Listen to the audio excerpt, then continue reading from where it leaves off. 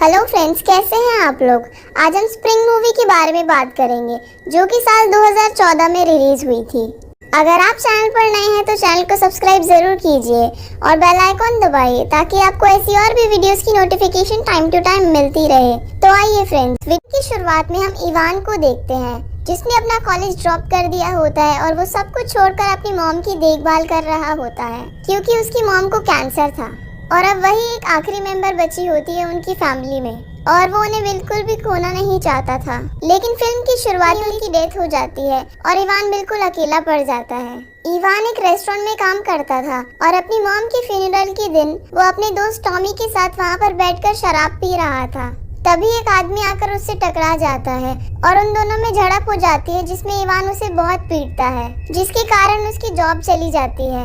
उसके बाद टॉमी उसके घर जाता है और उसे कुछ दिन के लिए वेकेशन पर जाने के लिए कहता है ताकि वो इन सब चीजों से बाहर निकल सके। अगली सुबह उसके घर पुलिस आती है उस रात वाले इंसिडेंट के लिए पूछताछ करने के लिए, लेकिन वो दरवाजा नहीं खोलता और अपना सामान पैक करके वहाँ से निकलकर एक फ्लाइट पकड़ता है और इटली पहुँच जाता है जहाँ उसे दो और टूरिस्ट मिलते हैं और वो भी इटली घूमने आए होते हैं, इसीलिए वो भी उनके साथ ट्रिप पे शामिल हो जाता है। जब वो लोग इटली के एक टाउन में होते हैं तो इवान को लुइस नाम की एक खूबसूरत लड़की दिखाई देती है, लेकिन वो उससे बात नहीं कर पाता और आगे बढ़ जाता है। कुछ देर बाद लुइस उसे फिर से दिखाई देती है और वो उसके पास जाता है बात करने के लिए, लेकिन लुइस उसके साथ फ्लर्ट करने लगती है। वो इवान को अपने साथ चलने के लिए कहती है, लेकिन वो उसके साथ नहीं जाता और लुइस वहाँ से अकेले ही चली जाती है। अगले दिन इवान अपने लिए एक जॉब ढूंढने जाता है क्योंकि वो हर दिन होटल में रहना अफोर्ड नहीं कर सकता था और वो एंजेलो से मिलता है जो कि एक फार्मर होता है। एंजेलो उसे फार्मिंग सिखाता है और उसे काम पर रख लेता है जिसके बदले में वो उसे एक कमरा भी देता है रहने के लिए। उसी दिन लुइस उसे फिर से दिखाई देती है जब वो टाउन में होता है और वो उसके पीछे पीछे जाता है। वो उसे अपने साथ डिनर पे चलने के लिए पूछता है लेकिन वो मना कर देती है।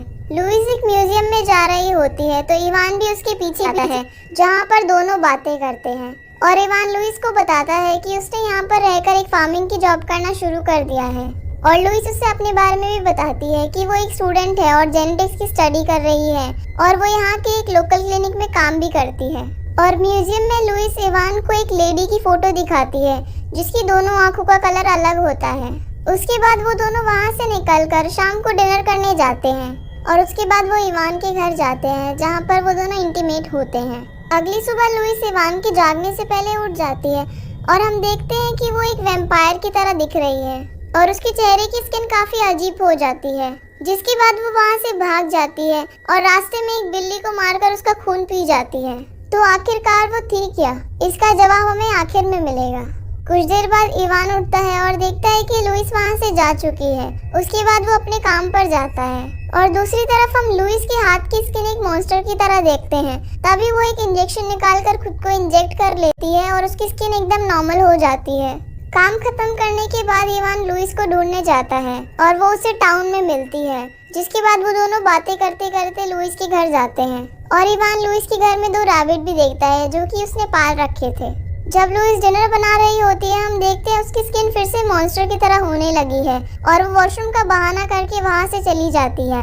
जब तक वो वॉशरूम में पहुँचती है हम देखते हैं कि वो एक वुल्फ की तरह दिखने लगी है और वो फिर से खुद को एक सिरिंज लगाती है और नॉर्मल हो जाती है। उसके बाद वो दोनों साथ में डिनर करते हैं और सो जाते हैं। अगली सुबह इवान फार्म पर जाने के लिए उठता है और वॉशरूम जाता है जहाँ पर वो एक सिरिंज को पड़ा हुआ देखता है।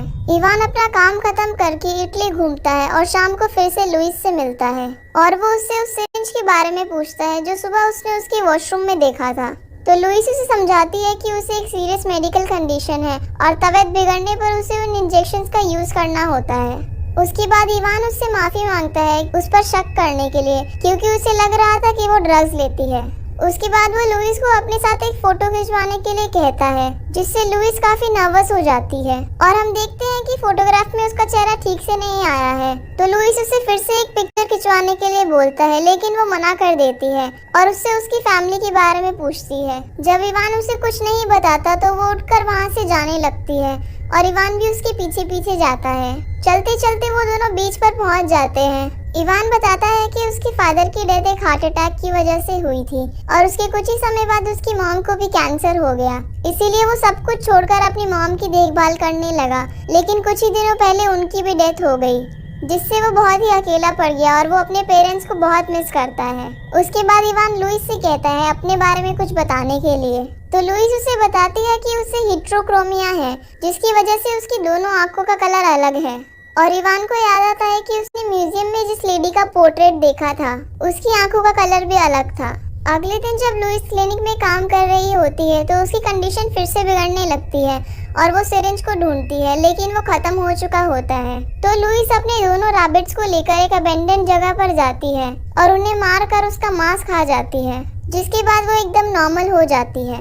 उसी शाम इवान उसके घर जाता है और वो कहती है कि उसकी तबीयत कुछ ठीक नहीं है।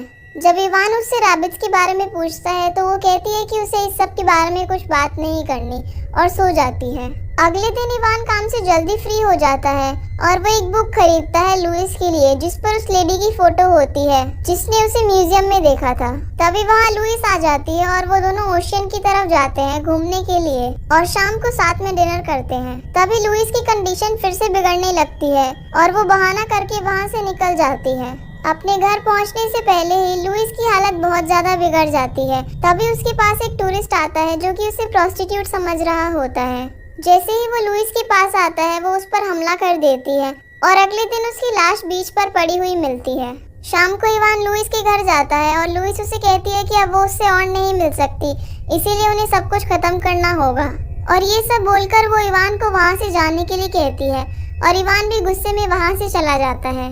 अगली सुबह जब इवान काम पर पहुंचता है तो वहाँ पर इमिग्रेशन पुलिस आई होती है और उसके पास इमिग्रेशन डॉक्यूमेंट्स नहीं होते, जिसकी वजह से वो वहाँ पर जॉब नहीं कर सकता था और वो वहाँ से भाग जाता है, जिससे उसकी जॉब भी चली जाती है। शाम को वो फिर से लुइस के घर जाता है क्योंकि उसके पास अब रहने के लिए कोई और ठिकाना नहीं बचा था।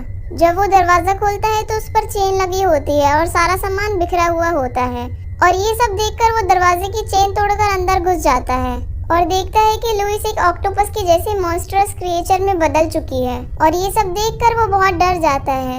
लुइस अपने डेंटिकल से उसे सिरिंज की तरफ इशारा करती है और इवान उसे उठाकर उसकी गर्दन में लगा देता है, जिसके बाद लुइस नॉर्मल हो जाती है।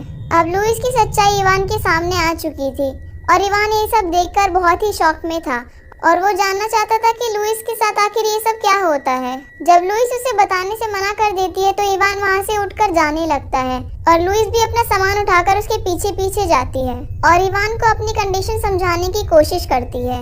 वो उसे बताती है कि वो 20,000 साल पुरानी एक म्यूटेंट है जो कि हर 20 साल बाद स्प्रिंग के महीने में खुद को प्रेग्नेंट करती है और प्रेगनेंसी के दौरान उसकी बॉडी में नए सेल्स बनते हैं जिनको यूज कर वो खुद को रिक्रिएट करती है और इस सब प्रोसेस के दौरान उसकी बॉडी अलग अलग क्रिएचर्स में बदलती रहती है जिसे वो कंट्रोल नहीं कर सकती और कंडीशन को बेटर करने के लिए वो खुद को उन सेल्स की इंजेक्शन लगाती रहती है। और जिस लेडी की फोटो उसने म्यूजियम में देखी थी वो लुइस ही थी और वो कहती है कि वो उसके साथ जानबूझकर प्रेग्नेंट हुई ताकि वो खुद को रिक्रिएट कर सके और इस प्रोसेस को कंटिन्यू रख सके। ये सब सुनकर इवान शॉक में होता है क्योंकि उसे नहीं पता था कि लुइस प्रेग्नेंट है। लेकिन कुछ ही देर बाद वो शांत हो जाता है और लुइस से बात करता है। तब लुइस उसे बताती है कि अगर उसे किसी से प्यार हो जाए तो उसकी बॉडी ऑक्सीटॉक्सिन नाम का एक केमिकल रिलीज करेगी जिससे वो अपनी बॉडी में बने हुए सेल्स को यूज नहीं कर पाएगी और उसके पेट में जो बच्चा है वो बड़ा होने लगेगा और उसकी अमर रहने की शक्ति भी छिन जाएगी जिससे वो एक नॉर्मल इंसान बन जाएगी। तो इवान उससे पूछता है कि क्या वो उससे प्यार करती है तो लुइस उसे मना कर देती है और कहती है कि वो किसी के लिए भी अपनी अमरता नहीं छोड़ेगी और वो इवान को खुद से दूर जाने के लिए कहती है क्योंकि जब वो क्रिएचर बनती है तो वो कुछ भी कर सकती है और उसके पास बस आखिरी 24 घंटे ही बचे हैं। लेकिन इवान उसे अकेला छोड़ने से मना कर देता है और उसे रिक्वेस्ट करता है कि अपना आखिरी टाइम वो उसके साथ बिताए, जिससे लुइस मान जाती है और वो दोनों पूरी रात एक साथ बिताते हैं और लॉन्ग ड्राइव पर जाते हैं जहाँ वो दोनों कई सारी जगहें घूमते हैं। जब वो दोनों चर्च में होते हैं तो लुइस मॉन्स्टर में तब्दील होने लगती है और इवान पर हमला कर देती है। तभी वो आखिरी सिरिंज लगाती है और नॉर्मल हो जाती है और इवान को उस जगह ले जाती है जहाँ पर वो पैदा हुई थी और उसे अपनी फैमिली के बारे में बताने लगती है। वो बताती है कि उसकी मॉम भी एक म्यूटेंट थी और उन्होंने अपनी अमरता त्याग दी थी उसके डैड के लिए।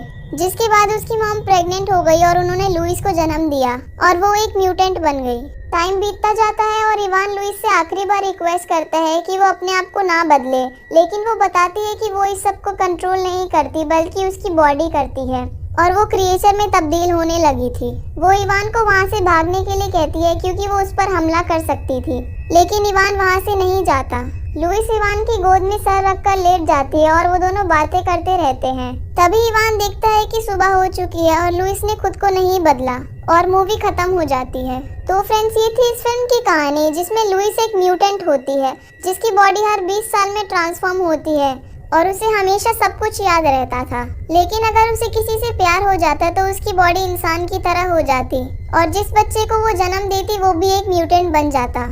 और इस प्रोसेस के दौरान जब भी वो एक क्रिएचर में तब्दील होती है वो कुछ भी कर सकती है और उसने उस टूरिस्ट को भी अनजाने में मार दिया था। और सुबह होने पर हमें पता लग जाता है कि लुइस को इवान से प्यार हो गया है, इसीलिए उसकी बॉडी एक क्रिएचर में नहीं बदली और अब इवान का बच्चा भी एक म्यूटेंट पैदा होगा। तो अगर आप ऐसी और भी एक्सप्लेनेशंस को देखना चाहते हैं तो हमारे चैनल को सब्सक्राइब जरूर कीजिए और बेल आइकॉन दबाइए नोटिफिकेशंस पाने के लिए। आपसे फिर मुलाकात होगी अगली वीडियो में, तब तक के लिए गुड बाय।